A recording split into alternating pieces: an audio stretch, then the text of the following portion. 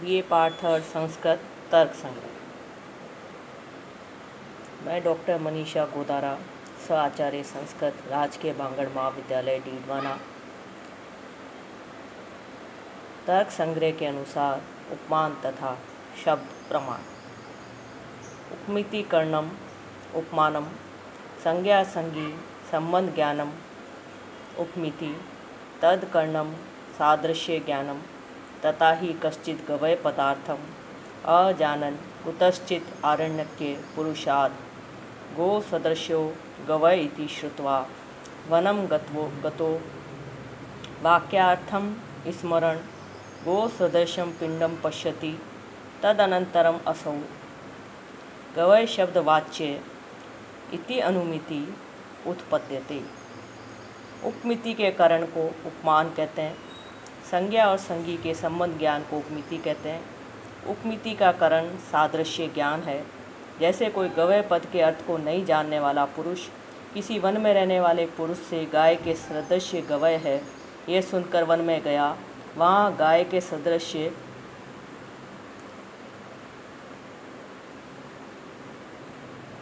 गवय है, इस वाक्यार्थ का स्मरण करता हुआ गो सदृश्य पिंड को देखता है, उसके बाद उसे ये गवय पद का वाच्य है, ये उपमिति उत्पन्न होती है।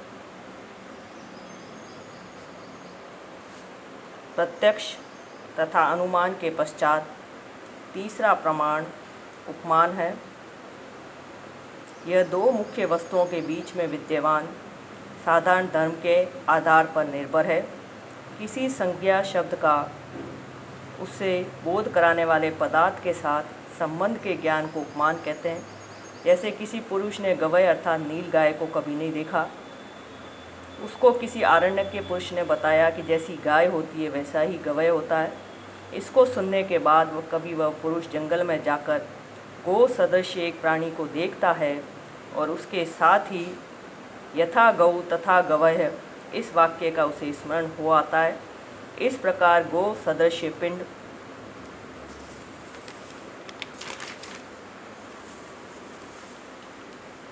का ज्ञान उसको होता है। इसी का नाम उपमान प्रमाण है। इस उपमान प्रमाण का फल या उपमिति है संज्ञा संगी संबंध की प्रतीति। गौ के धर्म को गवय में अतिदेश करने वाला यथा गौ तथा गवय, यह वाक्य अतिदेश वाक्य कहलाता है। अतिदेश वाक्यात स्मरण सकृत सादृश्य विशिष्ट पिंड के ज्ञान से पुरुष को यह ज्ञान होता है कि इसी प्राणी का नाम गवय है। यहाँ गो सदृश्य विशिष्ट पिंड संगी है और गवय पद उसकी संज्ञा है। इस प्रकार संज्ञा तथा संगी के संबंध की प्रतीति उपमान प्रमाण का फल है। यहाँ गाय और गवय इन दोनों में जो सादृश्य है उसी के आधार पर यह उपमान निर्भर है। गवय रूपी संज्ञा शब्द को गो रूपी संज्ञा शब्द को गवय रूपी जंतु के साथ संबद्ध करने से जो ज्ञान उत्पन्न होता है वही ज्ञान उपमिति है। शब्द प्रमाण आप्त वाक्यम शब्द आप्त तु यथार्थ वक्ता। आप्त का वाक्य शब्द है, यथार्थ वक्ता आप्त है। वाक्यम पद समूह यथा गाम आनय इति। पदों के समूह को वाक्य कहते हैं। जैसे गाम आनय अर्थात गाय को लाओ। शक्तम पदम अस्मात् पदात् अयम अर्थो बोधव्य इति ईश्वर संकेतः शक्ति। शक्ति के आश्रय को पद कहते हैं। इस पद से इस अर्थ का बोध होता है। इस प्रकार का ईश्वर संकेत शक्ति है।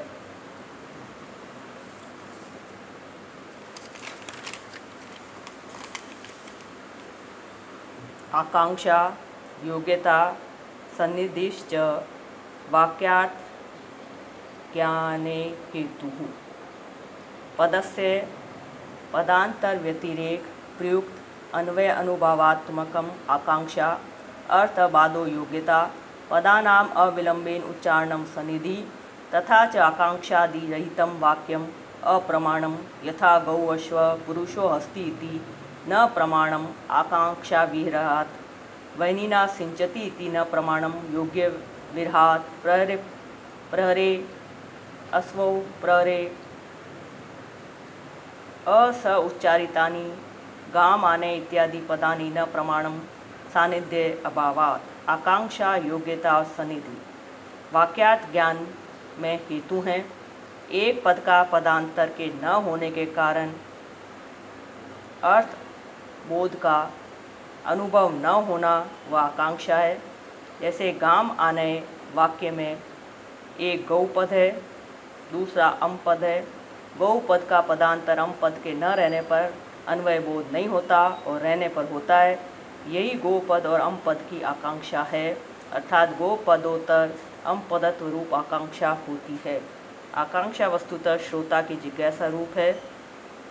एक पद को सुनने के बाद वाक्य के अन्य पदों को सुने बिना पूरे अर्थ का ज्ञान नहीं होता है, इसलिए वाक्य के अगले पद के सुनने की इच्छा श्रोता के मन में उत्पन्न होती है।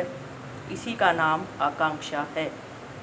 जिन पदों के सुनने पर इस प्रकार की आकांक्षा होती है उनके समुदाय को ही वाक्य कहते हैं। आकांक्षा से रहित गौ, अश्व, पुरुषो, अस्ति आदि अनेक पद बोल देने से वाक्य नहीं बनता है। योग्यता एक पदार्थ का पदांतर के साथ अन्वय बोध में बाधा का न होना योग्यता है, अर्थात एक पदार्थ का पदांतर के साथ संबंध को योग्यता कहते हैं।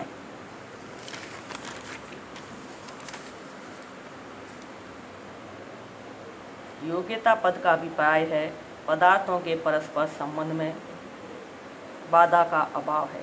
जहाँ पदार्थों के परस्पर संबंध में बाधा होती है उस पद समुदाय को वाक्य नहीं कहा जाता है और न उसे वाक्यार्थ बोध होता है।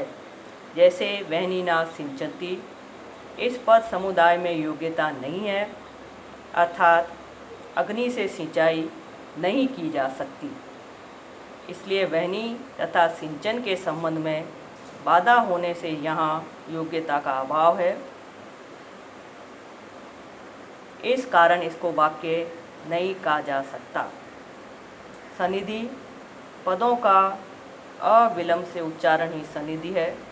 यदि एक ही व्यक्ति द्वारा घंटे घंटे बर्बाद पदों का अलग अलग उच्चारण किया जाए तो वे सब मिलकर वाक्य नहीं कहला सकते हैं, क्योंकि उसमें सनिधि नहीं है। इसलिए आकांक्षा, योग्यता और सनिधि से युक्त जो पद समुदाय है वही वाक्य कहलाता है और उसी से वाक्यार्थ का बोध होता है। वाक्यम द्विविधम वैदिकम लौकिकम च। वैदिकम ईश्वर उक्तत्वात् सर्वमेव प्रमाणम, लौकिकम तु आप्त उक्तम प्रमाणम अन्यत् अप्रमाणम। वाक्य दो प्रकार के हैं, एक वैदिक तथा दूसरा लौकिक। समस्त वैदिक वाक्य ईश्वर के वचन होने के कारण प्रमाण हैं। लौकिक वाक्य आप्त द्वारा उच्चारित होने पर ही प्रमाण हैं। आप्त द्वारा उच्चारित से भिन्न वाक्य प्रमाण नहीं है।